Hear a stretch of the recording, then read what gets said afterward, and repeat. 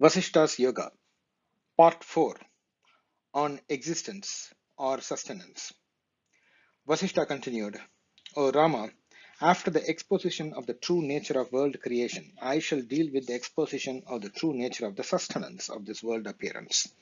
Only as long as the delusion of this world appearance lasts is there this existence of the world as an object of perception. In fact, it is as real as dream vision, for it is produced out of nothing by no one with no instruments on nothing. This world appearance is experienced only like a daydream. It is essentially unreal. It is a painting on void like the colors of a rainbow. It is like a widespread fog. When you try to grasp it, it is nothing. Some philosophers treat this as inert substance or void or the aggregate of atoms. Rama asked, It has been said that this universe remains in a seed state in the Supreme Being to manifest again in the next epoch. How can this be, and are they who hold this view to be regarded as enlightened or ignorant? Vasishta continued, They who say that this universe exists in a seed state after the cosmic dissolution are those who have firm faith in the reality of this universe. This is pure ignorance, O Rama. It is a totally perverted view which deludes both the teacher and the hearer. The seed of a plant contains the future tree. This is because both the seed and the sprout are material objects which are capable of being apprehended by the senses and the mind. But that which is beyond the reach of the mind and the senses, how can that be the seed for the worlds? In that which is subtler than space, how can there exist the seed of the universe? When that is so, how can the universe emerge from the Supreme Being? How can something exist in a nothing? And if there is something called the universe in it, how is it not seen? How can a tree spring out of the empty space in a jar? How can two contrary things, Brahman and the universe, coexist? Can darkness exist in the sun? It is appropriate to say that the tree exists in the seed because both these have appropriate forms. But in that which has no form, Brahman, it is inappropriate to say that this cosmic form of the world exists. Hence, it is pure foolishness to assume that there exists a causal relationship between Brahman and the world. The truth is that Brahman alone exists, and what appears to be the world is that alone. Vasishta continued, Rama, if the universe existed in a seed state in the absolute Brahman during the cosmic dissolution, then it would need a cooperative cause for its manifestation after the dissolution. To assume that the universe manifested without such cooperative causation is to assume the existence of a barren woman's daughter. Hence, the fundamental cause itself has to be seen as the very nature of the Supreme Being, which continues to be so even during the period after the dissolution, in what one regards as this creation. There is no cause and effect relation between the Supreme Being and the universe. Millions of universes appear in the infinite consciousness, like specks of dust in a beam of light streaming into a room through a hole in the roof. But even as such specks of dust are not to be seen in the outside sunlight itself, the world is not seen in the supreme non-dual consciousness. That is because these universes are non-different from the infinite consciousness, even as one's nature is not different from oneself. At the conclusion of the cosmic dissolution, there arose the creator of the universe who was nothing more than memory. The thoughts that arose from that memory constitute this world appearance, which is no more real than a pie in the sky. For the memory from which the thoughts sprang has itself no valid basis, because all the deities of the previous world cycle, like the Creator, Brahmā, etc., had surely attained liberation. When there is no one to remember, how can memory exist? Thus, that memory which arose in consciousness, whether of previous experience or otherwise, appears as the world. That spontaneous world appearance in the infinite consciousness is known as spontaneous creation. This world appearance assumed a certain ethereal form which is known as the cosmic person. In one small atom, all the three worlds appear to be, with all their components like space, time, action, substance, day and night. In that, there are other atoms in which there are such world appearances. Just as there is a figure in an uncarved marble slab, and that figure has a figure in its limbs, and so on ad infinitum. Hence, in the eyes of both the enlightened and the ignorant, the vision does not vanish. To the enlightened, this is Brahman at all times, and to the ignorant, it is always the world. In utter void, you see what is regarded as distance. In the infinite consciousness, you see what is regarded as creation. Creation is just a word without corresponding substantial reality.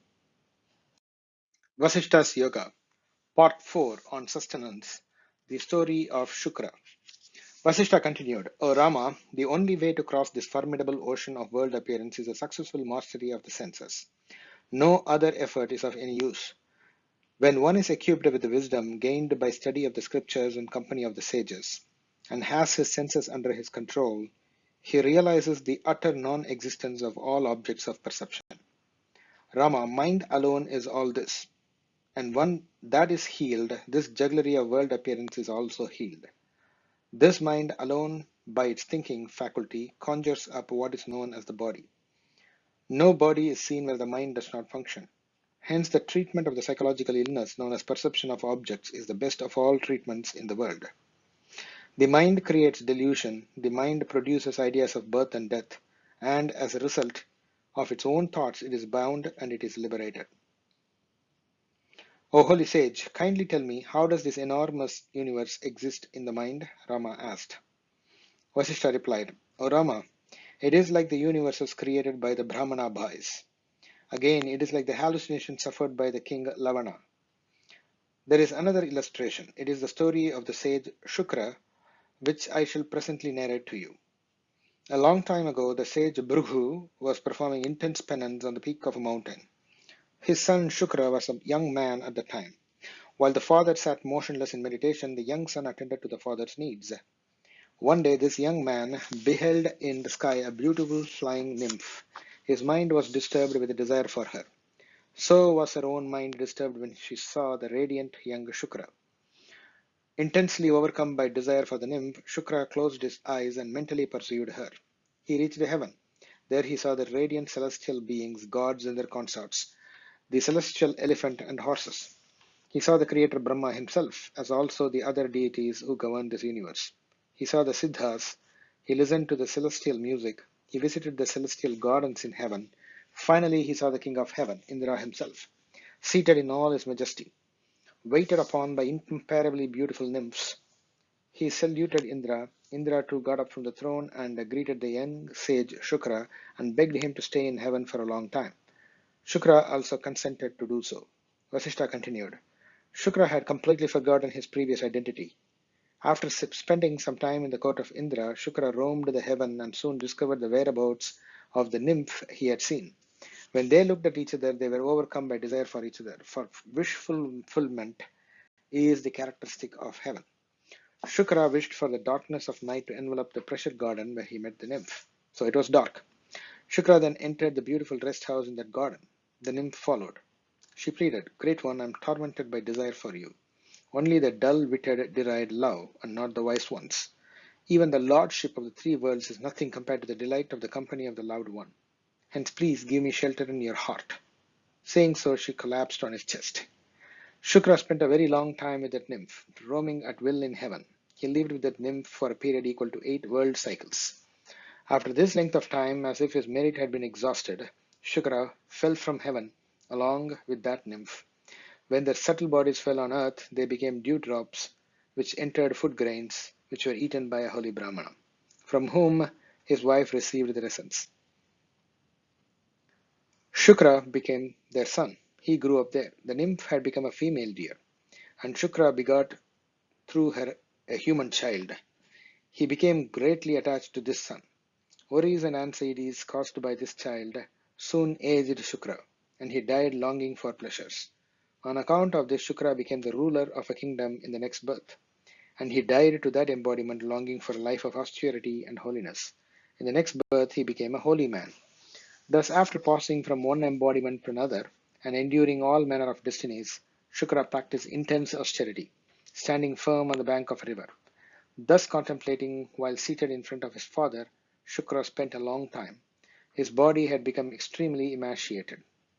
In the meantime, the restless mind created scene after scene of successive lifespans, birth and death, ascent to heaven and descent to earth, and the peaceful life of a hermit. He was so immersed in these that he regarded them as a truth. The body had been reduced to skin and bone, for it had been assailed by the inclemencies of every type of weather. It appeared terribly frightening even to look at it.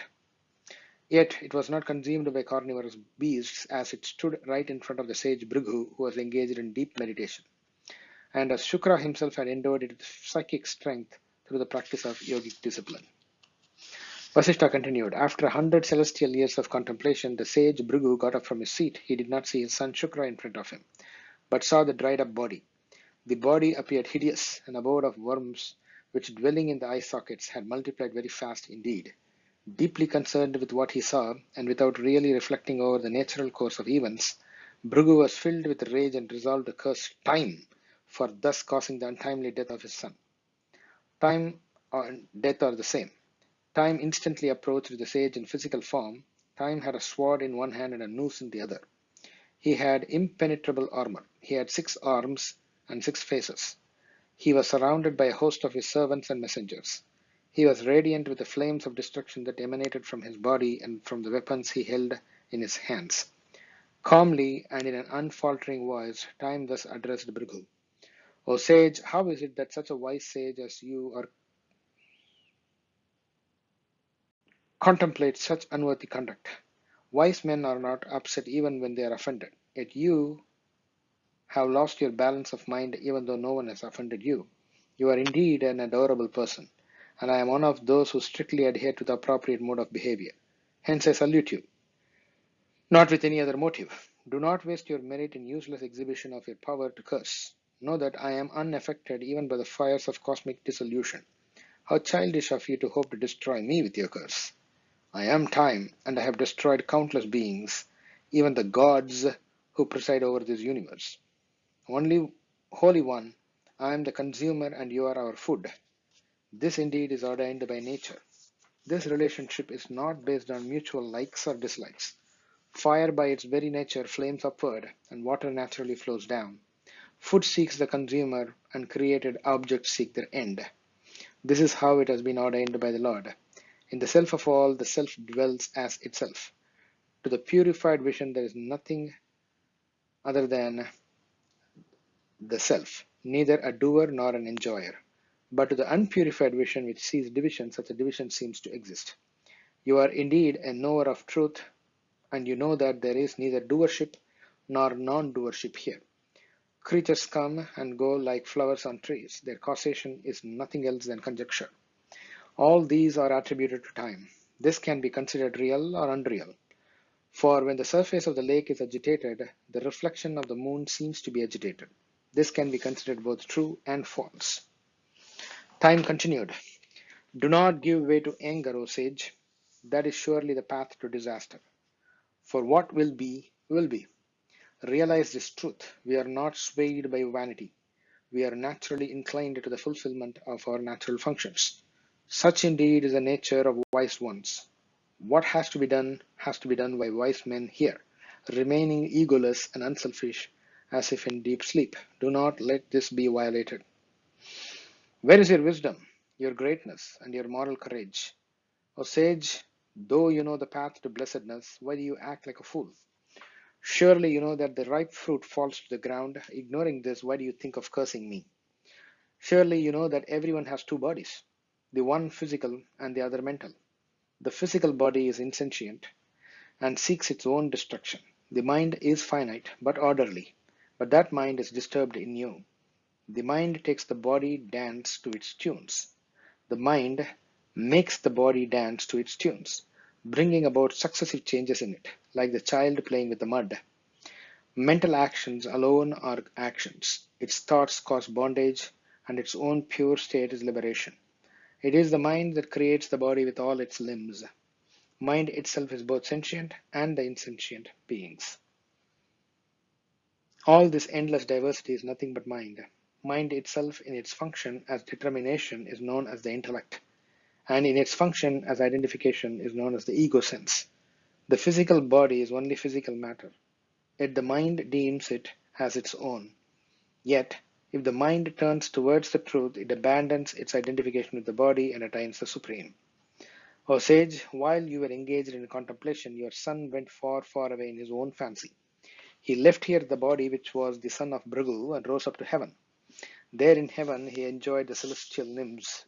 In course of time, when his merit had been exhausted by such enjoyment, he fell down on the earth like ripe fruit, along with the nymph. He had to leave his celestial body in heaven. He fell on earth to be born with a physical body. Here on earth he had to undergo a series of births. He was successively a Brahmana, a king, a fisherman, a swan, again a king, a great yogi with psychic powers, a celestial demigod, the son of a sage, a king, again and again the son of a sage, and on account of evil deeds he became a hunter, a king, and then as a worms and plants, a donkey, a bamboo, a deer in China, a snake, a bird, and once again a demigod. And now once again he has become the son of a Brahmana known as Vasudeva. He is well read in the scriptures and is at present engaged in penance on the bank of the holy river Samanga. Vasishta continued, encouraged by Yama, time, the sage Bhrigu thereupon entered into the eye of wisdom in order to behold the life of his son. In an instant he saw in his own intelligence the entire story of his son's transmigration. Wonderstruck at what he saw, he re-entered his own body.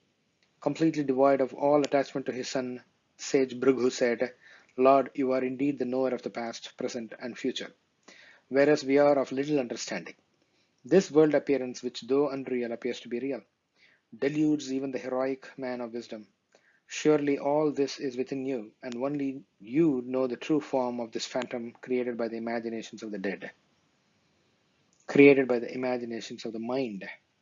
This son of mine is not dead, yet taking him to be dead, I became agitated. I thought that my son had been taken away from me before his time arrived.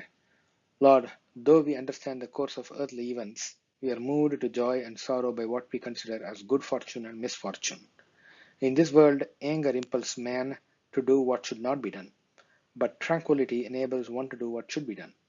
As long as there exists the delusion of world existence, so long the distinction between appropriate and inappropriate action is valid, it is inappropriate that we should be agitated by your natural function, which is to cause the apparent death of beings here. By your grace I have seen my son again, and I realize that mind alone is the body, and it is the mind that conjures up this world vision. Time said, well, O sage, truly mind is the body. It is the mind that creates the body by mere thoughts, just as a potter makes a pot.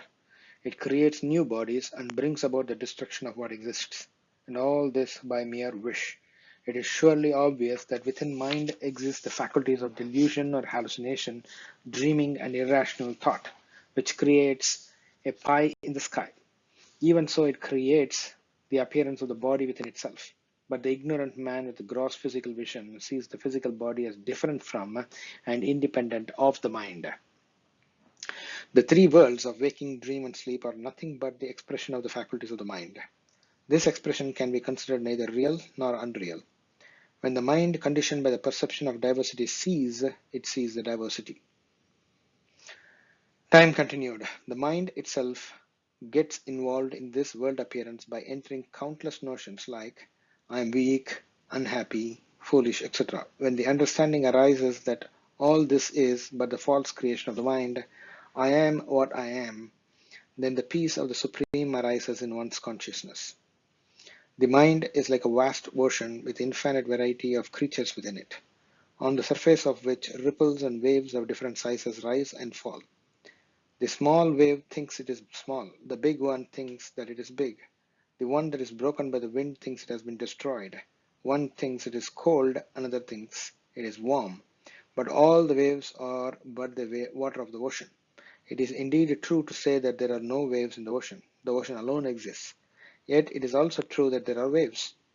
Even so, the absolute Brahman alone exists. Since it is omnipotent, the natural expression of its infinite faculties appears as the infinite diversity in our universe. Diversity has no real existence except in its own imagination. All this is indeed the absolute Brahman. Remain established in this truth. Give up all other notions, even as the waves, etc., are non-different from the ocean. All these things are non-different from Brahman. Even as in the seed is hidden the entire tree in potential, in Brahman there exists the entire universe forever.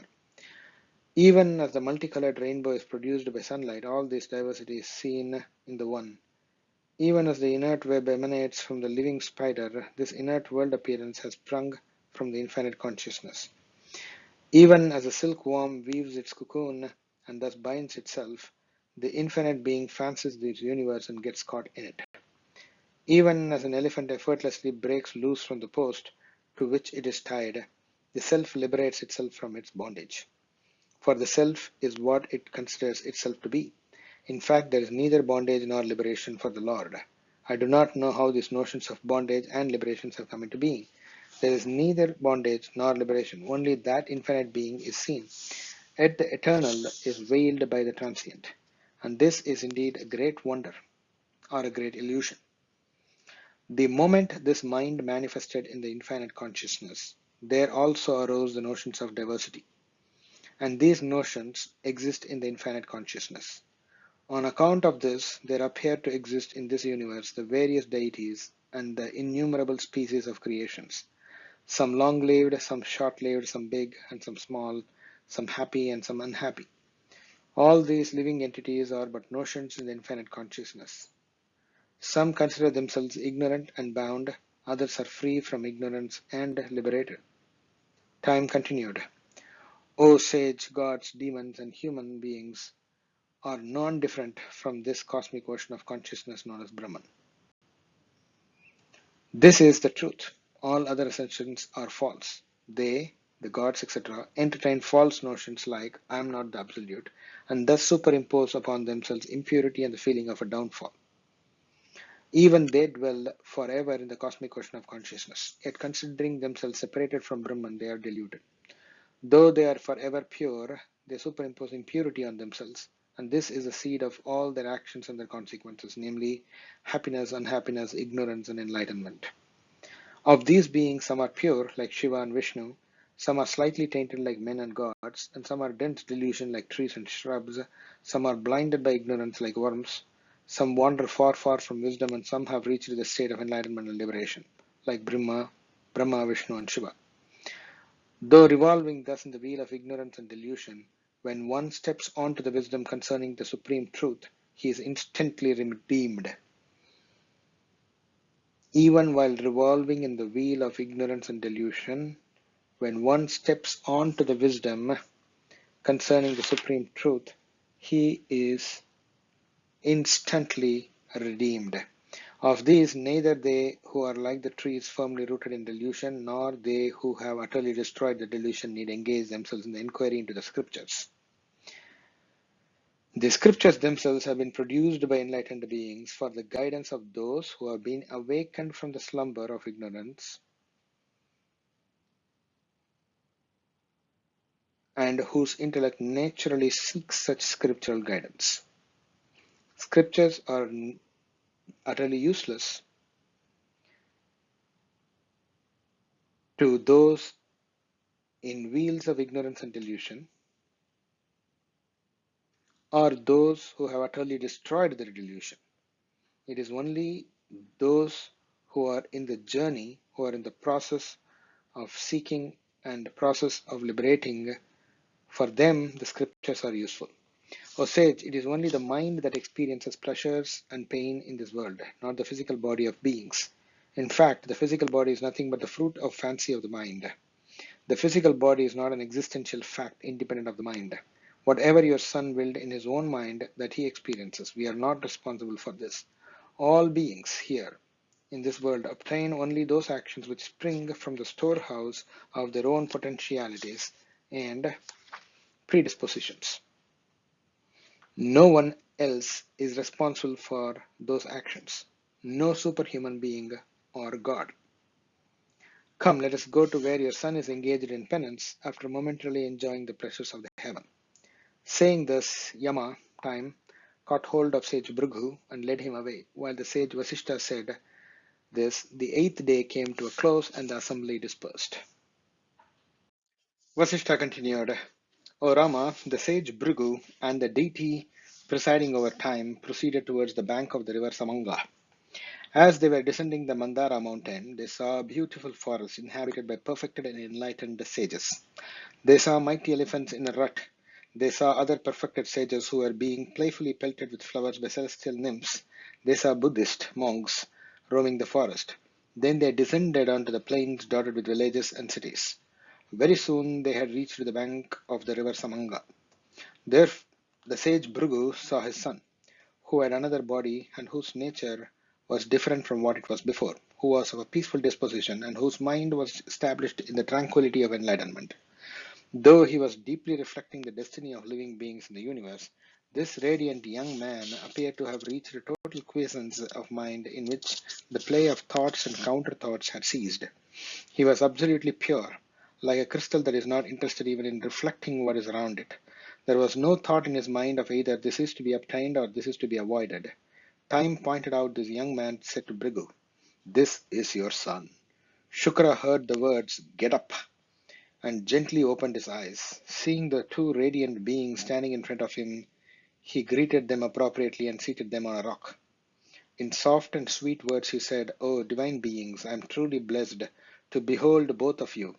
By your very presence before me, the delusions of my mind have been destroyed. Delusions which are not destroyed either by the study of scripture or by austerities or by wisdom or by knowledge.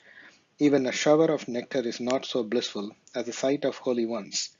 The very earth trodden by your feet is holy." The sage Bhrigu said to him, "Recollect yourself, for you are not an ignorant person."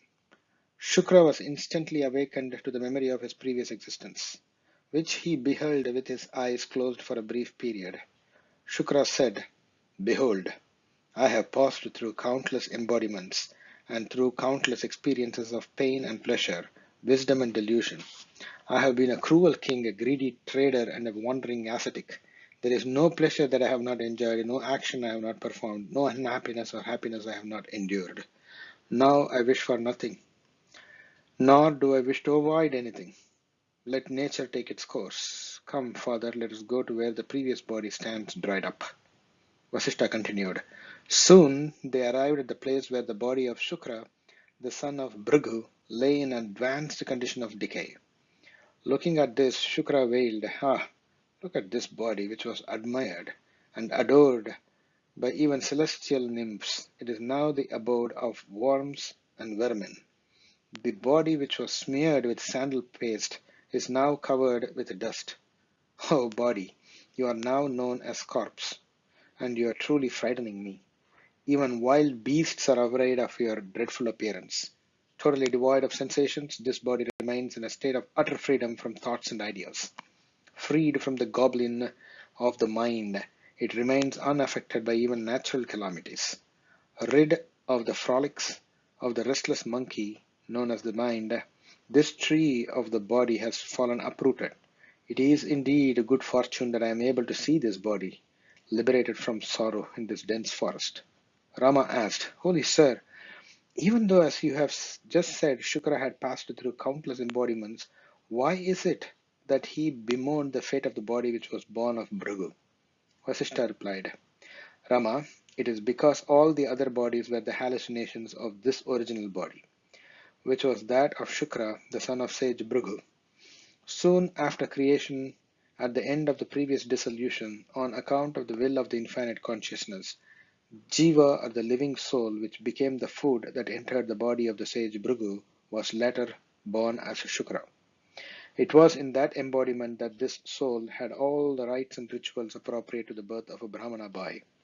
Why did Shukra, now known as Vasudeva, bemoan that body?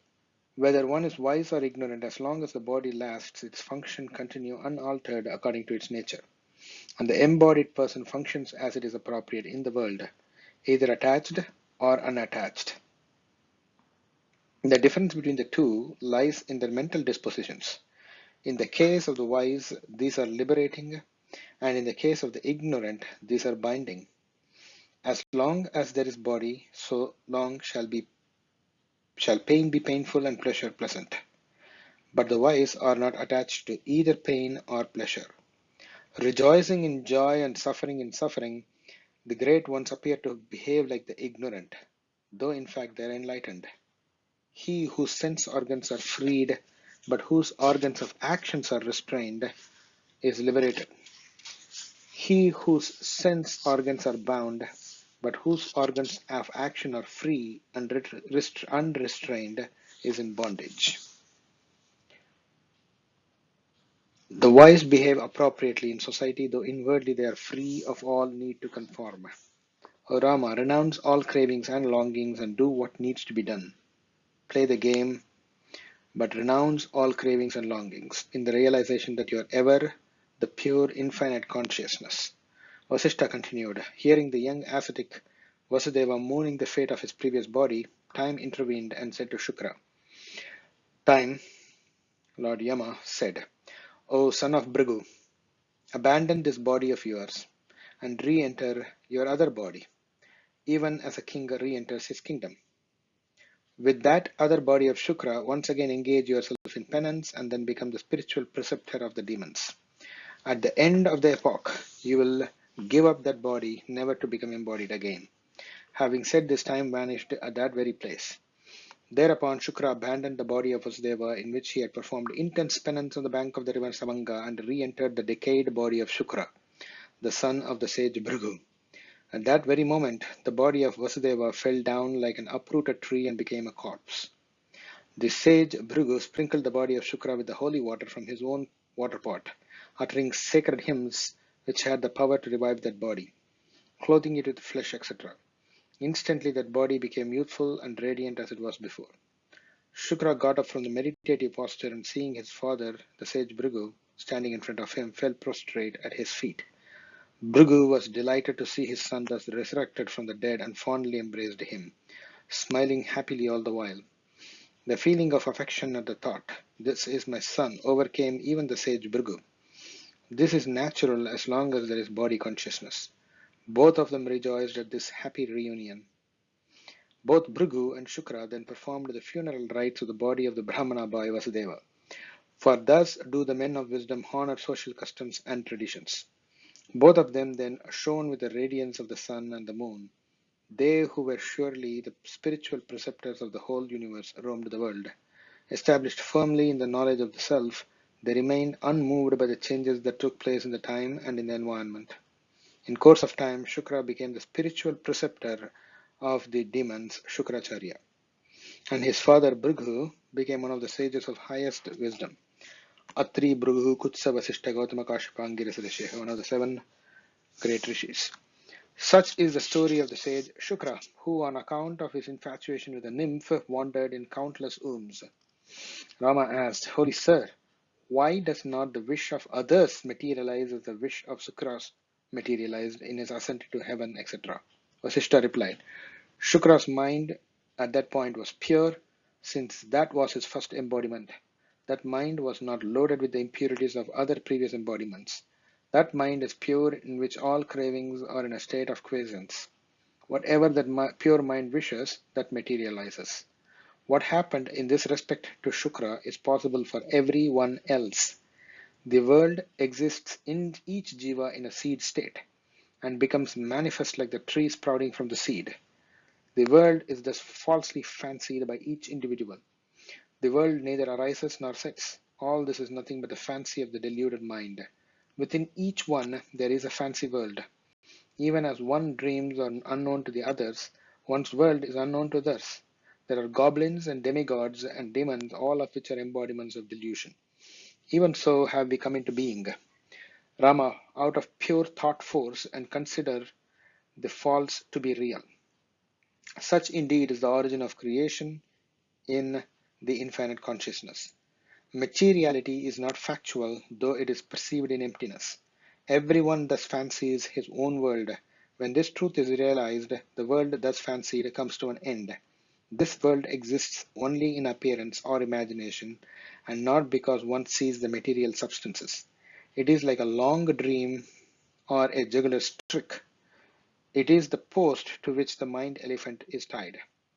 The mind is the world is the mind. When one is realized as not true, both of them vanish. When the mind is purified, it reflects the truth, and the unreal world appearance vanishes. The mind is purified by persistent contemplation of the truth. Rama asked, how did the succession of births, etc., arise in the mind of Shukra? Vasishta replied, Shukra had been taught by his father Bhrigu concerning the succession of births, and this teaching had conditioned Shukra's mind, which conjured up the expansion of such conditioning. Only when the mind is totally purified of all conditioning does it regain its utter purity. That pure mind experiences liberation. Vasishtha continued, the diversity that is seen in this creation is but an appearance of diversity. Evolution or involution has the one infinite consciousness as its source and as its goal. During evolution, there seems to be apparent diversity in the one infinite consciousness, in accordance with the notions that appear in that consciousness. Some of these notions intermingle, thus producing infinite variety in the diversity. Some do not thus intermingle, but in fact all these notions appear in every atom of existence, and these atoms exist independent of one another. The totality is known as the absolute Brahman. Each individual sees only those objects which are rooted in his own mind. When the ideas in the mind do not bear fruits, there is a change in the mind. There follows a succession of births to suit these psychological changes. It is this psychological connection that creates the conviction in the reality of birth and death, and in the reality of the body. When this conviction is given up, there is the cessation of embodiment. It is only because of forgetfulness of truth that the confusion arises that the unreal is real. By the purification of the life force and by the knowledge of that which is beyond this prana, one gains knowledge of all that is to be known concerning the activities of the mind as well as the basis for the succession of births. The individual self of all living beings passes through three states: waking, dreaming, and deep sleep. They have nothing to do with the body or with the infinite consciousness. The wise man who goes beyond the deep sleep state returns to the source, but the fool who does not is caught up in the life cycle. Since the consciousness is infinite, one is led from one life cycle to another, even beyond the world cycle. Such creations are endless, one appearing within another like the barks of a plantain stem. Of course, it is unwise to compare Brahman, the absolute, with anything. One should inquire into that which is truly the uncaused cause of all substances, which is yet beyond all such causation. This alone is worth inquiring into, for this alone is the essential. Why inquire into the non-essential? Vasishta continued, O Rama, the tree in a seed grows out of it after destroying the seed. But Brahman creates this world without destroying itself. The world appears even when Brahman is as it is. Hence, it is impossible to compare the incomparable Brahman with anything whatsoever, whereas the tree, etc., are definable material substances. Brahman is nameless and formless being. It is Brahman alone that becomes what appears to be of a different nature. Yet, from another point of view, it does not so become, for it is eternal and changeless. One cannot therefore posit anything concerning Brahman. It is not possible to say that it has not become all this, nor is it possible to say that it has become all this. When the self is seen as an object, the seer is not seen. When the self is seen as an object, the seer is not realized or seen. As long as the objective universe is perceived, one does not realize the self. When you see the mirage as water, you do not perceive the rising hot air. But when you perceive the hot air, you do not see the water in the mirage. When one is truth, the other is not. The eyes which perceive all the objects of the world do not see themselves. As long as one entertains the notion of objectivity, the self is not realized. Brahman is as subtle and pure as space. It cannot be realized by any effort whatsoever. As long as one sees what is seen with the inner feeling that they are objects of perception, the realization of Brahman is far indeed. It is only when the division between the seer and the seen is given up, only when the two are seen as of one substance, that the truth is realized. There is no object which is totally of a different nature from the subject, nor can the subject be seen as if it were an object. In fact, the subject alone appears to the sight as the seen. There is no other object of perception here.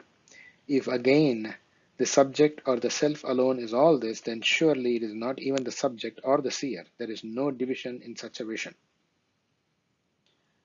Just as sugar becomes diverse sweet meats without ever losing its natural sweetness, this infinite consciousness, or Brahman, visualizes itself as all this infinite diversity without ever divesting itself of its essential nature. There is no limit whatsoever to the manifestation of this infinite consciousness. Vasishta continued, each jiva experiences within itself whatever and however it has given rise to within itself with the help of its own prana. Behold with the eye of your inner wisdom the truth that in every atom of existence there are countless world appearances. In everyone's mind, in the very space, in every rock, in the flame of fire, and in water there exist countless world appearances, even as oil exists in sesame seed. It is when the mind becomes absolutely pure that it becomes pure consciousness, and therefore one with the infinite consciousness. This world appearance is but a long dream which manifests it everywhere behind being the imagination of Brahma, the creator, and all others. The objects thus born in the creator's dream migrate from dream to dream, from embodiment to embodiment, thus generating the illusory solidity of this world appearance. This dream-like appearance is yet true during the period of the dream itself. Within every atom is the potential experience of every kind, even as a seed contains within itself the different aspects of the tree such as flowers, leaves, fruits, etc.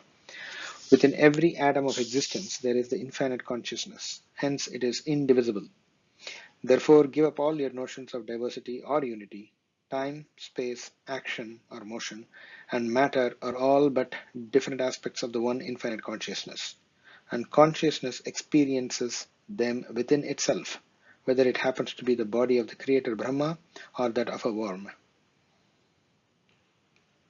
An atom of consciousness, when it attains to the fully grown state of a body, experiences its own faculties. Someone perceives the object spread out as if outside because the infinite consciousness is omnipresent. Others behold everything within, inside, evolving and devolving alternately. Some go from one dream experience to another, wandering in this world appearance. The rare few realize that the world appearance seen within themselves is illusory, except as the one infinite consciousness, which alone is ever true.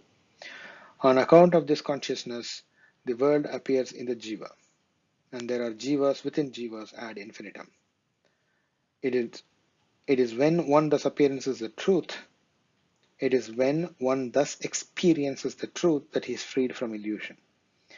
At the same time, one's craving for pleasure is thinned out. This is the only proof of wisdom. One's craving for pleasure is thinned out. This is the only proof of wisdom. A painted pot of nectar is not nectar, nor a painted flame fire, and a painting of a woman is not a woman. Wise words are mere words, not wisdom, unless they are substantiated by the absence of desire and anger. Vasishta continued, the very seed for all jivas, which is the absolute Brahman, exists everywhere. And within the jivas, there are countless other jivas. All this is because the entire universe is totally permeated with the infinite consciousness. Upon their appearance as the jivas, whatever type of contemplation they adopt, they soon become of the same nature. They who are devoted to the gods reach the gods. They who adore the demigods attain the demigods. They who contemplate the absolute Brahman become Brahman. Hence one should resort to that which is not limited, conditioned or finite. By contemplating the form of the nymph, Sukra was bound, and when he realized the purity of his self, which is infinite consciousness, he was instantly liberated. Rama asked, Holy Sir, please tell me of the true nature of the waking and the dreaming states. What constitutes the waking state, and how does dream or delusion in the waking state arise? Rama asked, Holy Sir, please tell me of the true nature of the waking and the dreaming states. What constitutes the waking state, and how does dream or delusion in the waking state arise? Vasishta said, that state which endures is known as the waking state, and that which is transient is the dream state. During the period of even the dream, it takes on the characteristic of the waking state. And when the waking state is realized to be of fleeting nature, it gets the characteristic of dream. Otherwise, the two are the same. When the life force or prana in the body stirs, the various organs of thought, word, and deed perform their functions. They flow towards their objects of perception in accordance with the deluded notions that prevail in the mind. This life force perceives diverse forms within the self. Since this perception seems to be of an enduring nature, it is known as the waking state. But when the life force is not thus diverted by the mind and body, it remains rooted in peace within the heart. There is no movement of consciousness in the nerves of the body, nor does the prana activate the senses. However, that consciousness which is awake even in deep sleep, and which is also the light that shines in waking and dreaming, is a transcendental consciousness, Turiya. When again the seeds of ignorance and delusion expand, there arises the first thought, which is the thought I am. Then one perceives thought forms within the mind in dreams. At this time, the external sense organs do not function, but the inner senses function, and there is perception within oneself. This is the dream state. When the life force again activates the sense organs, once again there is wakefulness. Vasishta continued, I have described the states of the mind just to enable you to understand the nature of the mind. It has no other use, for mind takes on the form of that which it intensely contemplates. Existence, non-existence, gaining and renouncing, all these are no more than moods of the mind. Rama asked, if mind is all this, Lord, how does it ever get tainted? Vasishta replied, it is a beautiful question, Rama, but not the proper time to ask. When you have listened to what I have to say, you will surely find the answer to this question with the utmost clarity. That the mind is impure is the experience of everyone who strives for liberation. Depending upon one's particular point of view, everyone describes it differently. Just as air, coming into contact with the different flowers, takes on their scent, so mind entertaining different notions takes on those moods, creates bodies suitable to them, and as the energy activating the senses enjoys the fruition of its own mind, of its own notions. It is the mind again that provides the fuel for the functioning of the organs of the action. Mind is action and action is mind. The two are like the flower and its scent. The conviction of the mind determines the action, and the action strengthens the conviction. Mind is everywhere devoted to dharma, wealth, pleasure, and freedom, but everyone has a different definition of these and is convinced that that definition is the truth. Even so, the followers of Kapila, the Sankhya-vadis, the Vedantins, the Vijnanavadins, the Jainas, and others assert that theirs is the only path to liberation. Their philosophies are the expression of their experiences, which are the fruit of their own practice, which is in accordance with the convictions in their mind. Rama, bondage is none other than the notion of an object. This notion is Maya, ignorance, etc. It is the cataract that blinds one to the sun of truth. Ignorance raises a doubt. Doubt perceives. That perception is perverted. In darkness, when one approaches even a lion's empty cage, he is afraid. Even so, one ignorantly believes he is imprisoned in this empty body. The notions of I and the world are but shadows, not truth. Such notions alone create objects. These objects are neither true nor false. A mother who considers herself a housekeeper behaves like one. A wife who considers herself a husband's mother behaves like one for the time being. Therefore, Rama abandoned the notions of I and this and remain established in the truth. Vasishta continued, he who acquires wisdom through self-inquiry and possesses the following qualifications enjoy clarity of self-knowledge even as water becomes clear when a piece of alum is thrown into it. His mind is undisturbed by modifications. His being has been transmuted. Having attained what is worth attainment, namely self-knowledge, he has abandoned the very notion of objectivity. Since the seer alone sees, he does not regard any other factor as a seer. He is fully awake in the supreme truth, hence he is totally asleep, as it were, in the world appearance. His dispassion being pervasive, he is disinterested in pleasure and its opposite. His cravings have ceased, even as the restlessness of rivers ceases on their entering the ocean. He has cut the net of world appearance, even as the mouse cuts the snare. It is only when the mind has become devoid of all attachment, when it is not swayed by the pairs of opposites, when it is not attracted by objects, and when it is totally independent of all supports, that it is freed from the cage of delusion. When all doubt comes to rest, and when there is neither elation nor depression, then the mind shines like the full moon. When the impurities of the mind have ceased to be, there arise in the heart all the auspicious qualities, and there is equal vision everywhere. Even as darkness is dispelled by the rising sun, the world illusion is dispelled when the sun of infinite consciousness arises in the heart. Such wisdom as is capable of gladdening the hearts of all beings in the universe manifests and expands. In short, he who has known that which alone is worth knowing transcends all coming and going, transcends all birth and death. Even the gods, Brahmā, Viṣṇu, Indra, and Śiva, are sympathized with and assisted by the holy ones in whom self-knowledge has arisen through self-inquiry or direct observation. When there is absence of egoism, there is no confusion in the mind, when that mind functions naturally. Just as waves rise and fall in the ocean, the worlds arise and vanish. This deludes the ignorant, but not the wise. The space in a pot does not come into being when the pot is brought in, nor is it destroyed when the pot is broken. He who knows that such is the relationship between body, the pot, and the self, space, is not influenced by praise or rebuke. This glamorous world appearance haunts one only as long as one does not engage oneself in inquiry into the nature of the self. When wisdom arises, delusion sets. Vasishta continued, O Rama, he sees the truth who sees the body as a product of deluded understanding and as the fountain source of misfortune, and who knows that the body is not the self. He sees the truth who sees that in the body pleasure and pain are experienced on account of the passage of time and the circumstances in which one is placed, and that they do not pertain to him. He sees the truth who sees that he is the omnipresent infinite consciousness which encompasses within self all that takes place everywhere at all times. He sees the truth who knows that the self, which is as subtle as a millionth part of the tip of a hair divided a million times, pervades everything. He sees the truth who sees that there is no division at all between the self and the other, and that the one infinite light of consciousness exists as a sole reality. He sees the truth who sees that the non-dual consciousness, which indwells all beings, is omnipotent and omnipresent.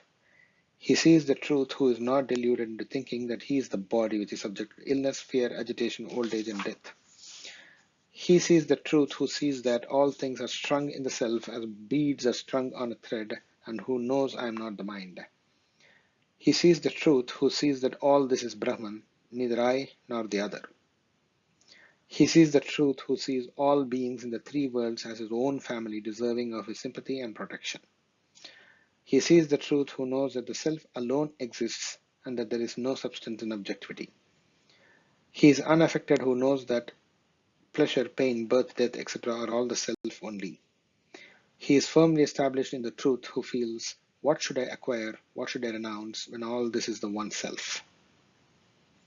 Salutations to that abode of auspiciousness who is filled with the supreme realization that the entire universe is truly Brahman alone, which remains unchanged during all the apparent creation, existence, and dissolution of the universe.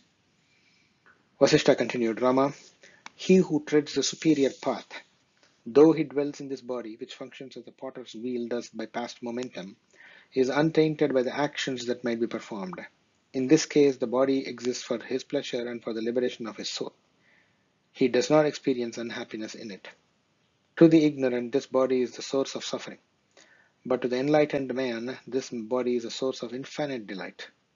While it exists, the wise man derives from it great pleasure and the delight of enlightenment. And when its lifespan comes to an end, he does not regard it as lost at all. Hence, to the enlightened person, the body itself is a source of infinite delight. And since it transports him in this world in which he roams freely and delightfully, the body is regarded as a vehicle of wisdom. Since it is through the body that the wise man derives the different sense experiences and gains the friendship and affection of others, to him it is a source of gain. The enlightened man reigns happily while dwelling in the city known as the body, even as Indra, the king of heaven, dwells in his city. The body does not subject the wise man to the temptations of lust and greed, nor does it allow ignorance or fear to invade him.